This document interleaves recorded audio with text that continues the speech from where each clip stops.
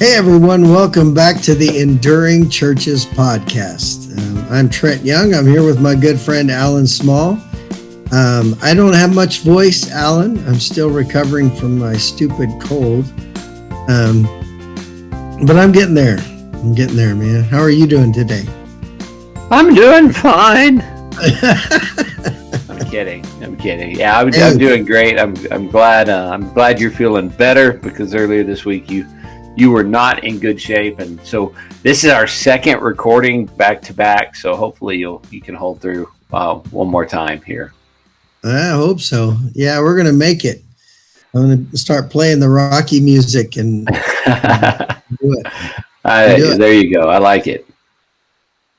So, Alan, today, we've been talking. If you listened to our podcast last week, we were explaining the transition that Alan and I are both going through.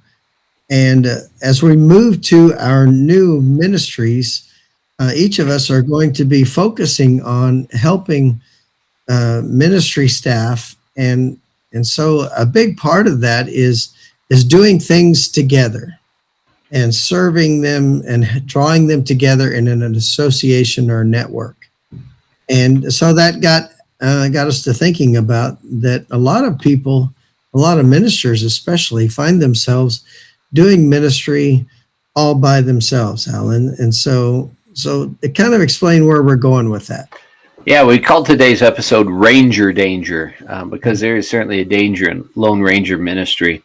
And a couple of things kind of come to my mind, Trent. The first one, of course, is that a lot of pastors just isolate themselves and find themselves alone.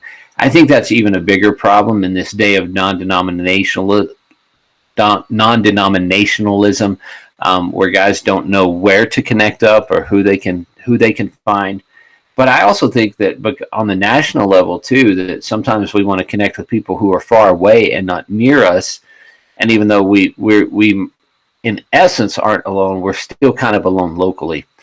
And I think that's a problem. And you and I both just experienced the Southern Baptist Convention, and I am convinced in coming back from that, that one of the issues that we have is because we are not cooperating together and building relationships at the local level. It makes those times when we get together at a national level a little more contentious. And I think it's important for us to learn to re-engage at a more micro level. Well, and that's the reason that Alan and I do this podcast, is to connect with people that we've been in your same situations, medium to small size churches in rural settings or small towns. And so we want you to be able to connect with us, but it's more important that you connect with somebody there locally in your community or your area, for sure. And so, Alan, we're going to talk about you talked about Ranger Danger. So we're going to talk about those dangers now and how that can affect us. Yeah, we're going to give you 5 today. And we could probably make a longer list, but we want to talk about 5 that I think are really big. And these are some dangers of being that Lone Ranger ministry person. And the first one just goes to the kind of the heart of the issue, is that if you do Lone Ranger ministry, you are going to have a severe lack of encouragement in your ministry. Oh yeah. Well, and all of us need somebody to either kick us in the britches or be a cheerleader at times, right? We get what Zig Ziglar. I just love him. He was a former. He's passed away. He's an amazing salesman, but he's also a leader in the Southern Baptist Convention, and he talked about that we get stinking thinking. When we are just by ourselves, we don't have somebody to encourage us, we're going to suffer from stinking thinking. And I think that we need somebody around us to kick us in the rear and to encourage us. And if we don't have that, we're going to really be up a creek. Yeah, I always think of Moses and his father-in-law Jethro coming to him and just saying, "Look, dude, what you're doing, it's not good. Mm-hmm. You're working yourself into an early grave." So we all need some encouragement. And I will tell you, as someone who has struggled with this at times in my life, get kind of so caught up in what I'm doing that I don't leave the door open for other people to be involved in my life, that I suffer when I become that person. And you don't want to be that person. Do not be a lone ranger. Surround yourself with people who can encourage you when you are down, people who can lift up your arms when you're tired. And we'll kind of come back to that next part, but also someone who can help you when you've made a mistake. And so maybe that's a good time to maybe segue into that second danger, Trent. Yeah, it's the opposite. We all need encouragement, but we also need somebody to hold the fence and say, hey, don't go past this line. And so that, to me, that's that accountability that comes with having someone you can trust, someone who understands what you're involved in. And so that really needs to be a local person that you can talk with. And so you started with the lack of encouragement, but that immediately moves to the opposite, which is a lack of accountability. Yeah, we all need accountability in our lives, and one of the reasons that I will tell you the long distance accountability has limits is because they don't see you day in and day out. You can lie over distance. You can tell someone that something's not a problem, but when they see it's a problem day after day, week after week, month after month, it's a lot harder to hide with people who are near you. And so it's important to do that. So, a lack of encouragement and a lack of accountability, those two kind of go hand in hand. But if you are by yourself, these are two areas where you are already suffering in ministry at a deficiency in two key areas that you need in your life. These aren't just, it would be nice to have. You need these things in ministry. That's right. You've got to have them to keep you going and to keep you from going off the reservation and doing things you're not supposed to. And a lot of that, I think, leads to the next one, Alan, which is the loss of perspective. It's the racehorses that they put blinders on to kind of keep them focused on what's ahead of them. And we need somebody to help us because we can be so focused that we miss out on things all around us and what the reality of life is. And so we need that person that's around us locally to help us to be thinking with perspective. Hey, you want someone in your life who can say, have you looked at it from this angle? Have you seen it from this point of view? All of those things are so critical to having a long-term success in ministry. You need outside eyes looking in. That's one of the things we do when we do consultation work is we become a set of outside eyes that can come in and look at something and just give a different perspective or a different angle on things, because there are things you don't notice. As we're packing up our house and putting things in storage, there are things in the house that say, oh, I should probably fix that. Or here's something that I had forgotten about, a blemish on a wall or something like that. So, an outside perspective certainly gives you an additional set of eyes to put on potential problems, but also on to see the things that are going well, because sometimes you can get so caught up in the negative you don't see the positive, and you need someone who can say, but look at what God is doing. And those things are important, and you always want to have as many people as you can who can give you that outsider's perspective. I'm glad you mentioned the positive part of that, because there are times in our lives when things are just hard, life is hard, and we begin to think in a negative way, and we need somebody. I've had several of those people in my life, Alan, that have been able to show me that there was some positive things happening, that I was so focused on the negative that I was totally missing out on the joy of the positive, and I was robbing myself of that. Yeah, that's an important word, and it's such a good one. Trent, you can lose that perspective. You also lose extra hands, extra support, and probably with the times I could go kicking and screaming in my ministry where I bit off more than I could chew, and I tried to do it all. And there were people, well, why didn't you call? Why didn't you ask? I would have been here. I would have had your back. We would have taken care of this. you're limiting your support when you do ministry in your own strength and under your own power. You're right, Alan. And I think it's the scriptures in Proverbs, many hands make light work, or maybe, I don't remember if that's in the Bible or not, but I hope that it is because it's really good. And so you're right. Not allowing people into our lives reduces the effectiveness of our life. And it also takes away from the possibility of when we need help, having someone to call on, which leads us to the fifth problem, or the struggle, is going to be the likelihood of burnout. When you're doing it all by yourself, you're going to get burned out. Yeah, you and I have both been on the fringes of burnout several times in our ministries. And I will tell you that a huge portion of those have come from times where I've gotten in bad habits and running down the rest of this list, because I keep trying to do things in my own strength and under my own power, instead of looking at who's around me and bringing other people with me in something and doing it alone. And when you are doing ministry and life alone, there is so much a higher degree of burnout. Ministry is hard. It's hard. If you are young in ministry and you think that just because you're serving God, that, every day you should wake up and, it should be easy to read your Bible and a joy to read your Bible and a joy to pray, those should be a joy most of the time. But there are days it's hard and it's work and you don't feel like it and you don't want to do it.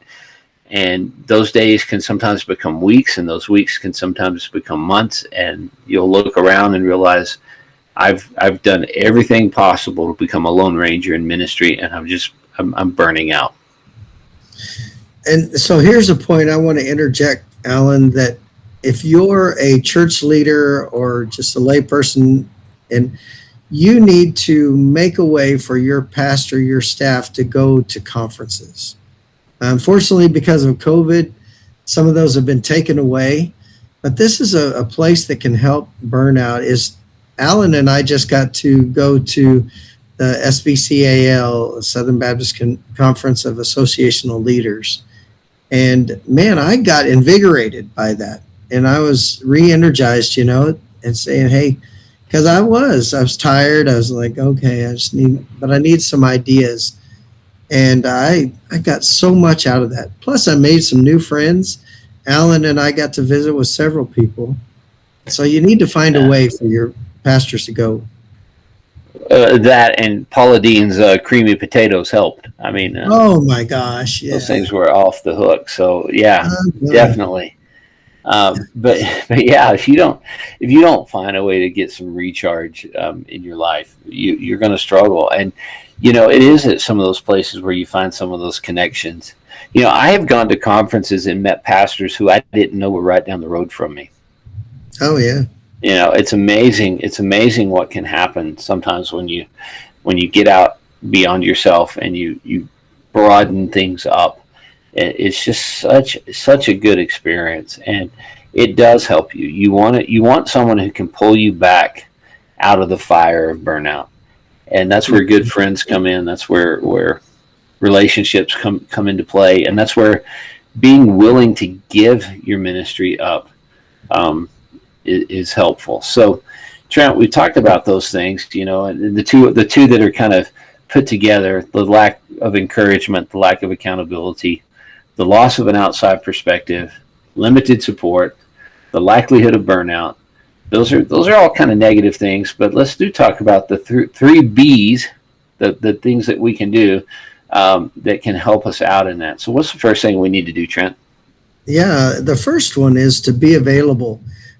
Maybe it's to be available to be a friend to another pastor. Alan mentioned that he had gone to a conference and he met somebody that was really just down the road from him. And so that was an opportunity to be available to that new person. And, maybe there's other people around you as you're listening to this that they haven't got a chance to listen to this. And that they're hurting, their family's struggling, their church is struggling, they're stressed in their job, especially if they're co-vocational, bivocational pastor, you can go and be available to them, and it will benefit you as well, for sure. Yeah, just make sure that you're available. Don't if you when you hide, you become a lone ranger. So the more that you're available, and the more that you're visible, and that people can reach out to you, the more they're going to come alongside you. If you're out of sight, we always said out of sight, out of mind. And if you're out of sight all the time, you're going to be out of the mind of other people who'd like to support you. So availability is actually one of the ways that you build more support in your ministry for what you're doing. So be available. The second one, Trent, is be vulnerable. Why is being vulnerable so important in ministry? Well, I think this is huge, and it goes together with the one we just talked about, availability. You can be together with people and not be open and honest enough to actually accomplish anything. And so if you're not vulnerable with what's going on in your life, you're going to miss out on the opportunity that's been given to you by having a friend, or being together with someone else who's going through what you're going through. Yeah, lying about how great everything is. You ask someone, well, Pastor, how's it going? Oh, everything's wonderful. And then you find out it's not so wonderful. Right. So, be vulnerable, be honest. I'm struggling. My prayer life isn't what it should be. I'm struggling. I've got some problems at home. My kids are rebelling against the Lord. All kinds of things. Find some people that you can be vulnerable with, and when you are vulnerable, it will just help you so much. It gets that burden off your shoulders, where people can share it, and so vulnerability is huge. One of my favorite things, maybe it's because I've been a coach for so long, but to be coachable. Be coachable. Sometimes coaches make the worst students. Yeah. Because they don't believe that they can learn anything, right? Right. Yeah. So I think this really, all three of these go together so well. And Alan did a great job putting this list together. Even if you are honest about what's going on in your life, you're together with some other pastors locally. If you're not willing to take their insights, their advice, if you're like, I got this, you're gonna miss out. God's giving you some gems, right there to bless you. But if you're not coachable, you're wasting your time. Yeah, being coachable, we never stop learning. If the day you stop learning is the day you will stop leading, and you have got to maintain coachability in your life. You and I are, as we move into new roles, there's a lot we have to learn. There's a lot of stuff we don't know. I would venture that we're going to mess up a few times, and we're going to make a few wrong turns and wrong decisions. And hopefully we are wise enough to seek counsel and learn from those and not make those again. But it's just the reality of life that even when you're trying as hard as you can, you're going to make mistakes. And it's those mistakes become the coachable moments in our lives. And so I just encourage you, be coachable. My last words to my track team and my cross country runners, that I could think to share was, you can always take the least path of resistance. You can always take the easy road. And when you do that, you're going to find some levels of success. But if you want to find great success, take the hard path. Don't take the easy path. Do the hard work. Do the extra work. And when you do that, you'll understand kind of what it meant to do something that was great. And I know no one who's listening to this, because you're taking time to listen to a podcast, you did not get into ministry to be mediocre. I hope it's not man, I hope I'm a mediocre pastor. Yeah. I hope that's not your heart's desire. I hope you desire to be great. And if you want to be great, be coachable. Do the hard work. Do the hard learning. Do the tough stuff. Right. Well, and it's all this, the path that Alan just described, the hard path is way more fun if you've got somebody going down the path with you. And so that's our goal today, is to really encourage you to not be a lone ranger in ministry, because there is danger in being the lone ranger. That's why we titled this Ranger Danger. We want you to be a part of the team. God has placed you in ministry in your local church, but you're part of the greater body of Christ, and you're able to serve alongside other people. So please take advantage of that opportunity, and you'll be doing amazing things for yourself and for someone else. That's so true. And Trent, so we've given you 3 B's to think about: be available, be vulnerable, be coachable. That's on top of those 5 dangers of doing Lone Ranger work. And we want people to know that we're here for them. They can reach out to us. Trent at enduringchurches.consulting. Alan, that's ALAN, at enduringchurches.consulting. We've got a Facebook page. We've got a website, enduringchurches.com. We'd love to have you drop by. Hopefully there's going to be some changes on there sometime in the near future. There's a couple things maybe on our plate beforehand, but we're constantly working to try to make our webpage better, make our interaction with you stronger. And we're excited about some of those things that are in our future. Be patient with us as we work through that. Do know that in the coming weeks, we might not be quite as available as we normally are as we settle into some new roles. But we are excited. We know what God has put in front of us, and we're excited to continue our Enduring Churches ministry from new venues. So it won't be long. It won't be long that when you listen to us, that one will be in Missouri and one will be in Texas instead of Colorado and Oklahoma. So kind of an odd thing to think about, but God has been good in this, and he's doing good things. And Trent, I want you to know I'm grateful that God has allowed us to do this journey together. Oh man, I love it. And Alan and I, we've been friends for a long time, and our wives, our families all together have been friends, and it's been so good. And we've gotten to do things together recently, and actually together, not just online. And that was encouraging to me, Alan, and I enjoy that. So we want other people to enjoy others in their lives too. That's true. Well, again, we want to thank you guys. You make this worth doing, and we are grateful that you would take time out of your day to listen to us. I think this is an important podcast, and you may know someone who's doing Lone Ranger ministry. Just shoot this off. Just shoot this episode off to someone. Share that with another pastor. Share that with some friends. We've had a few extra downloads in the last few weeks than we normally get. We're grateful to our new listeners out there. Please go back through our files and see some of the ones we've recorded. And if you've got ideas, we'd love to hear your ideas, because this is really about helping you and your church succeed. And that's our heart's desire. So thanks for tuning in, and we look forward to catching you on our next episode.